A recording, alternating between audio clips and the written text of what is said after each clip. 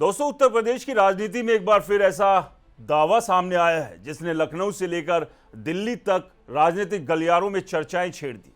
सवाल उठ रहा है कि क्या समाजवादी पार्टी के भीतर कोई बड़ी हलचल चल रही है?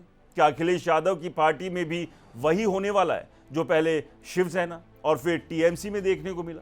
और सबसे बड़ा सवाल, क्या सचमुच समाजवादी पार्टी 2/3 सांसद किसी नए राजनीतिक समीकरण की ओर बढ़ रहे हैं? पूरी चर्चा की शुरुआत होती है सुभाषपा प्रमुख ओम प्रकाश राजभर के एक बयान से।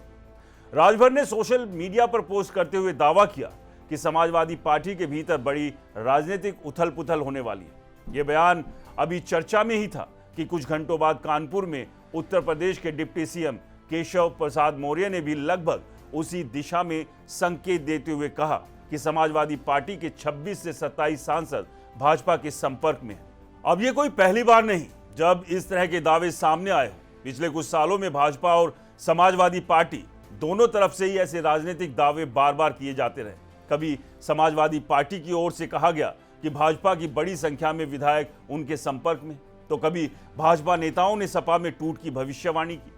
लेकिन इस बार चर्चा इसलिए ज्यादा है क्योंकि एक ही दिन में सत्ता पक्ष के दो बड़े नेताओं ने लगभग एक जैसी बात कही। इसी बीच सोशल मीडिया पर एक सूची भी तेजी से वायरल होने लगी। इस सूची में दावा किया जा रहा है कि समाजवादी पार्टी के कई सांसद भाजपा के संपर्क में या भविष्य में अलग राजनीतिक रास्ता चुन सकते हैं। हालांकि इन दावों की कोई आधिकारिक पुष्टि नहीं हुई है और ना ही कोई सांसद खुलकर सामने आया है, लेकिन राजनीति में चर्चाएं इसी सूची के इर्द गिर्द घूम रही है। मुजफ्फरनगर से सांसद हरेंद्र मलिक का नाम इस सूची में चर्चा का विषय बना हुआ है।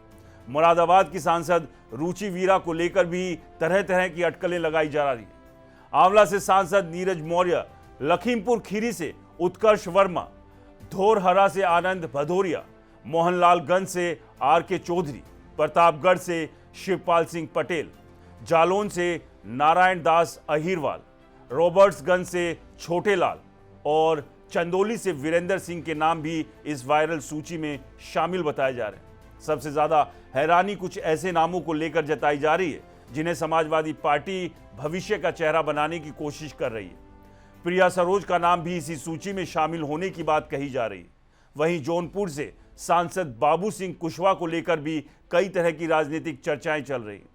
लेकिन कहानी का दूसरा पहलू भी है। जिन सांसदों का नाम इन अटकलों में नहीं है, उनकी सूची भी कम दिलचस्प नहीं है। खुद अखिलेश यादव, उनकी पत्नी डिंपल यादव, उनके भाई अक्षय यादव, आदित्य यादव, कैराना की सांसद इकरा हसन, रामपुर के सांसद मोहिबुल्ला नदवी, संभल के सांसद जियाउर रहमान बर्ग, अयोध्या से सांसद अवधेश प्रसाद और कौशाम्बी से सांसद पुष्पेंद्र सरोज जैसे नाम उन नेताओं में गिने जा रहे हैं जिनके बारे में किसी तरह की टूट या बगावत की चर्चा नहीं है।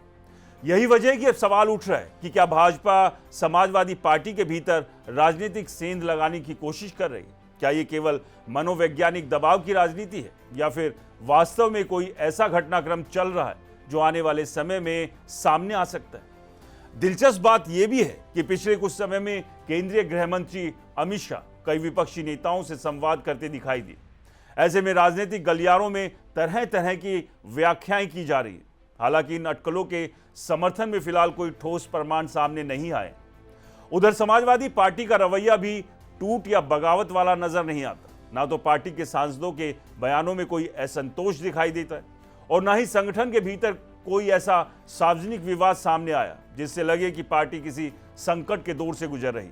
इसके उलट अखिलेश यादव लगातार भाजपा के खिलाफ आक्रामक राजनीतिक रुख अपनाए हुए और 2027 के विधानसभा चुनाव की तैयारी में जुटे दिखाई देते हैं।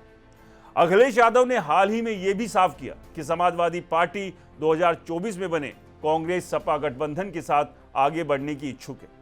उन्होंने मजबूत विपक्ष की जरूरत पर जोर दिया, भाजपा के खिलाफ लड़ाई को तेज करने की बात कही। ऐसे में ये मान लेना कि पार्टी टूट की कगार पर खड़ी है, फिलहाल जल्दबाजी होगी। यही वजह है कि राजनीतिक विश्लेषकों का एक बड़ा वर्ग इन दावों को फिलहाल राजनीतिक बयानबाजी से ज्यादा महत्व देने को तैयार नहीं। लेकिन राजनीति में कभी भी कुछ असंभव नहीं होता, इसलिए राजभर और केशव प्रसाद मौर्य के बयानों को पूरी तरह नजरअंदाज भी नहीं किया जा सकता। अब सच क्या है? क्या वाकई समाजवादी पार्टी के भीतर कोई बड़ी हलचल चल रही है?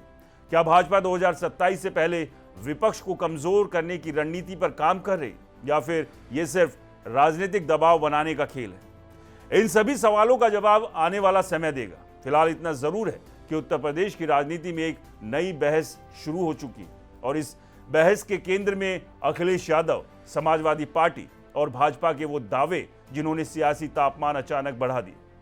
बाकी आप क्या सोचते हैं पूरे मामले को लेकर? कमेंट में अपने विचार जरूर छोड़ें। नमस्कार।